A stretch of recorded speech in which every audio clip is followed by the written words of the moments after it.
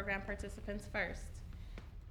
Why did you decide to participate in Filming with a Purpose? Um, I joined this program because I've always been into film production, and I heard about this from my mom. She told me that she heard about this thing where I was going to be making a documentary, and I'm like, yeah, I'd go to that. And I learned a lot more than just about film. I learned about, I learned about this. I learned about the story of Christopher, and I learned about how hard it is to go through something like that. And I really enjoyed this experience. Thank you, Evan. So I decided to join because over the past few years I have formed an interest in film, and I wanted to see if I'd like to pursue that as a career in the future. So I heard about this program and I decided to join it to get the hands-on experience, which I did get, and I'm very glad that I did join this program. Thank you, Abby. My mom signed me up randomly, but but I was excited to learn more about the filming techniques, and it was something new that I never did before, and I got to make some new friends along the way. Awesome. Thank you, guys. What was your favorite memory or moment of Filming with a Purpose? And please don't say the cheesecake factory.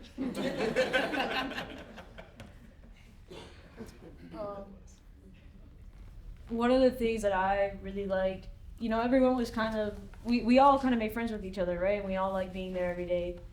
One of my favorite experiences that I had in this program was the field trip that we took, where we did an escape room and we got to build our teamwork skills, and I got closer to the other members, and then we went to tour Full Sail University and we got to see everything that they taught there, which I thought was really cool.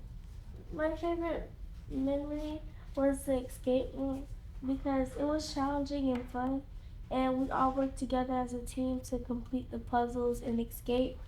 And I also got quality time outside the classroom with my new friends and with Ms. Shereen and Mr. Baptiste and Miss Lee. Awesome. What would you say to encourage another youth to participate in Filming with a Purpose or any Dream on Purpose programs? I learned so much about like the film industry from this. Mr. Baptiste he went to college for film, and he's been on a lot of film sets, and I learned so much about what it's like to actually have the job, not just how to like move the camera a certain way or what to put in a shot. I learned about like what it's like to be in the industry, how to get a job like that, what the daily life is like in the job, and like it shows you if you actually want to be in that career. I definitely do. But yeah, anyway, it was really cool to be able to go to Studio 601. Thank you for that.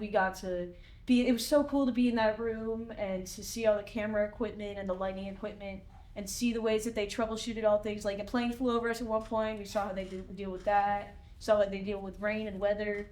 And it was really cool to get to interview Miss Stephanie Scott and Miss Mimi. Those are the two people I interviewed. So, yeah. For me, to encourage someone else to join the program, I would say just do it. Because you gain so much from this, there's nothing to lose. It's free, and you get so many experiences and new opportunities.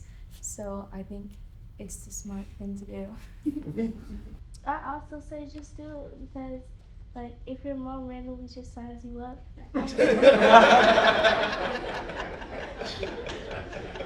come with an open mind and a good attitude. And I've been to some of these events already. I've been to coding, where I learned about programming. I also went to college discoveries, preparing for college, even though I'm 13. I went to film, and I also went to cooking, where like I learned more about like your health and how much you should consume. And there's so much more where you can learn. Thank you, guys. Let's give them a round of applause.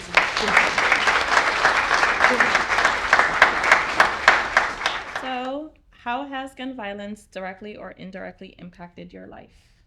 I have kind of realized sometimes how normalized it is. It's just part of our lives as children. Like, I would actually just the other day I was talking to my friends and we were talking about relatable things that happen in elementary school, and one of our things was like, did you ever imagine how you would heroically save the entire school if a shooter came? And every single person was like, yeah.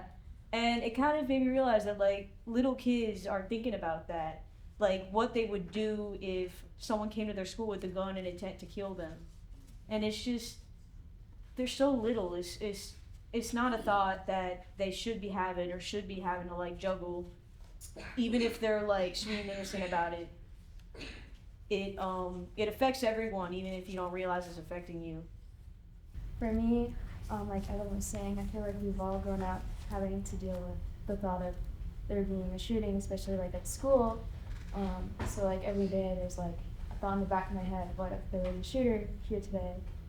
And that like when you pass away, you can't see anyone again.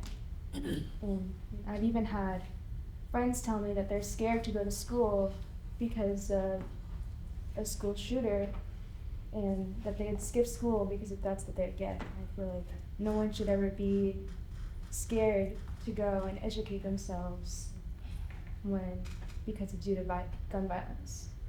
I haven't personally been experienced in gun violence, but I have a sister who lost her best friend since 3rd grade. She's in 6th grade now. She lives in Lava though, but she lost her best friend due to gun violence. And also, like, I've been more aware about gun violence in our community, and I want to be a part of the change and the solution.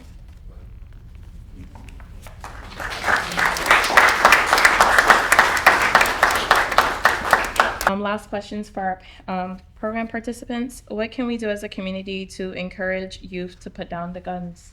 Because Antonio said in his portion of the clip that saying put down the guns is not enough. So what can we do as a community?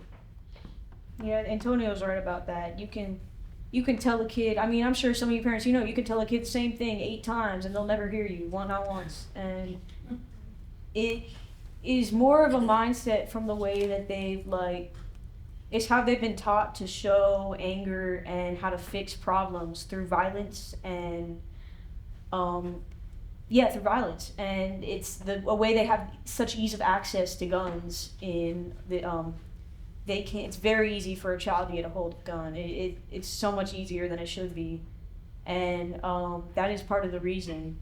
Maybe kids can go around thinking that they might do that, but if you can actually get a gun, there's nothing stopping you from going out and shooting someone. So that is the major problem, how much access kids have to guns. Kind of bouncing off what Evan was saying, I feel like the youth should be educated on gun violence, because a lot of people may think that it's cool, or they hear about it and see about it like on TV shows, and they're like, oh, I want to do that. I think the youth should be educated that they don't want to do that, because it's not a topic that's talked about a lot. Honestly, I say spread the word. Like, a lot of people don't understand what happens, like the outcome with the gun. They don't understand. They need to know more about what, like, if you shoot someone, they need to know what their future is going to be like what the police officer said. She said the future is going to change if they shoot someone, if they try to get a job, or they're going to go to prison, or a lot of people don't know the outcome of what happens when you use a gun. So I feel like people should spread the word about it. And you can't just tell someone to put the gun down, because they're not going to listen to you, like Antonio said. You need to actually tell them something that hits them in the heart.